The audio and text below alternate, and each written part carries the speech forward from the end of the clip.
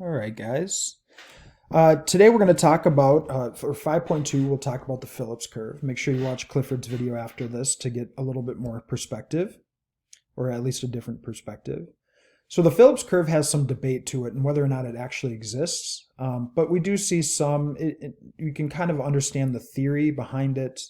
And it doesn't necessarily matter whether or not some economists think it's true and some don't, because our test will test it. So we need to know it. There's a trade-off between inflation and unemployment, according to the Phillips curve. There's really two Phillips curves, a short run and a long run. And they actually are mirror images of our aggregate demand, aggregate supply. And I'll show you that in a second. So what happens, for example, if aggregate demand increases? Well, if you draw that increase, a shift of your aggregate demand, then what you typically see is an increase in price level. That's assuming that the short run aggregate supply curve is upward sloping. You'll see an increase in price level, and you'll also see a decrease in unemployment. And so that's what the Phillips curve looks like. So we can see some examples throughout history. Sometimes it doesn't necessarily work out, but you can see a lot of times when unemployment is high, you'll see inflation is low. All right, so if you're looking like in between May and December of 2009, you can see low inflation and high unemployment. All right. In this one, we can see some degrees of that as well. Notice in certain certain circumstances, when we see the inflation rate go up, sometimes we can see that unemployment rate go down. And that's what they're talking about here. So the short run Phillips curve is just downward sloping. Notice the axes, inflation on the vertical, unemployment percent on the horizontal. And it's just a downward sloping SRPC would be the short run Phillips curve. Okay. So it's basically saying that when the economy is overheating, there's low unemployment but high inflation. Right? So high inflation, low unemployment. Right? There is if we're in a recession, unemployment is high, but the inflation is low. Okay? And then we'll see that along the curve as well. So you'll see low or high unemployment, but low inflation. That's sort of the general theory. So one of the things to think about is that aggregate demand and aggregate supply are going to impact the short run Phillips curve, but they're going to be mirror images of each other. So for example, an AS, if aggregate supply falls, and pause this video right now and draw that. Draw a decrease in aggregate supply. All right? So if you did that, a couple of things happen. Sorry, that's my alarm. A couple of things happen. We saw that price level or inflation increased, but we also saw that unemployment increased. All right? So if you're going to draw that on the Phillips curve, what happens? Well, the whole thing would shift. But notice that when you drew your AS shift, it went to the left. Your short run's Phillips curve will shift to the right. And that's a pretty key thing to understand. Your long run Phillips curve is just your natural rate of unemployment.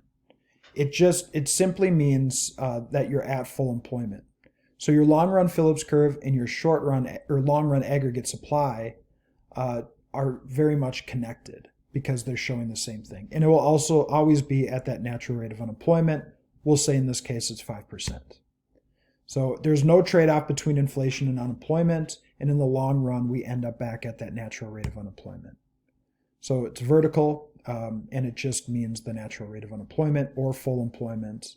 But it also means the same thing as your long-run aggregate supply. So if you're drawing these two, or if you see these two together, they're the same thing. And here's, again, the Phillips curve is very sloppy. So this is what the actual Phillips curve will look like over time. And you can see that it doesn't always necessarily work, but the trend is typically downward sloping. All right, so looking at these two graphs together, understand that they are mirror images of each other. So what happens if in both graphs if aggregate demand increases? Well, we see a shift of aggregate demand, aggregate demand increases. We see that price level increases, but we also see that unemployment decreases. All right, and what would that be in the short run Phillips curve? So a decrease in unemployment and an increase in inflation would just be a movement along the short run Phillips curve.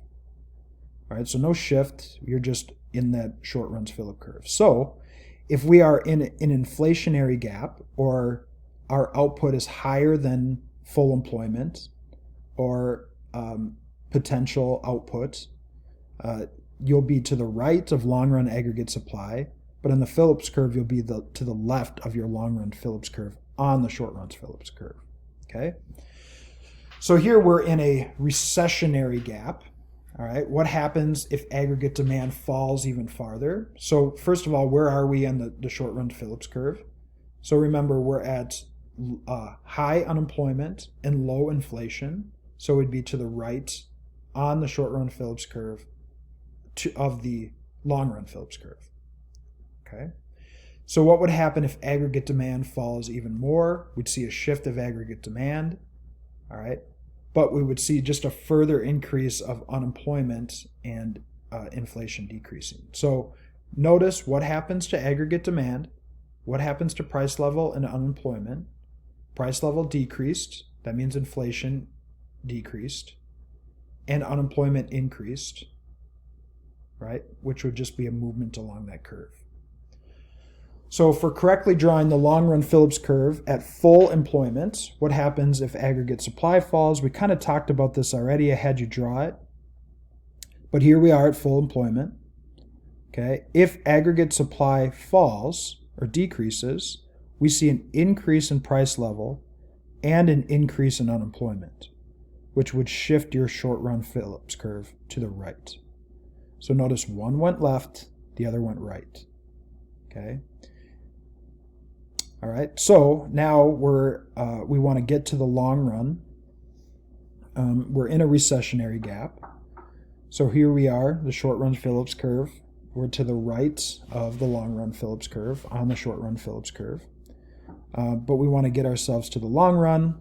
Okay, an aggregate supply in this case is increasing, which we would see a leftward shift of the Phillips curve.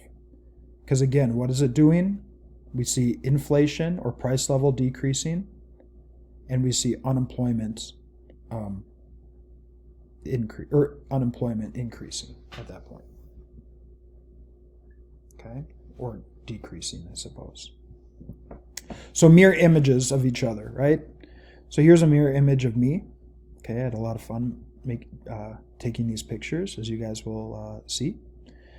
So here we are. If you draw your aggregate supply and long run aggregate supply in your Phillips curve, they sort of work in mirror images of each other. At least these two do. When we add aggregate demand, remember an aggregate demand shift is only going to be a shift along the short run Phillips curve. So if we get an increase in aggregate demand, we'll decrease the unemployment rate, but that's just going to be a movement along the Phillips curve. Okay, and a decrease in aggregate demand would go to the right along the short run Phillips curve. Okay. Don't try to stare at my picture too long, okay? All right, so here are the shifters. So if aggregate supply shifts, that's going to shift the Phillips curve. But notice they shift in opposite directions. Okay, so an decrease in aggregate supply would be a rightward shift of the short run Phillips curve, and an increase of aggregate supply would be a leftward shift of the short run Phillips curve. Okay. Deuces picture there. Hope you enjoy it. So again, an aggregate demand increase, we're going to see a movement along the short run Phillips curve. Okay. But a decrease in aggregate supply, you'll see shifts. All right. So make sure that you understand what happens, the inflation rate increasing, but how they will impact each other. And here's just some other pictures that I took that didn't make it in there. So here's one, and then here's another cool one. Okay. And then this one's really creepy. I'm just going to leave it. I'm going to stop the video on this one just so that you guys can stare at it for a little bit. So, all right.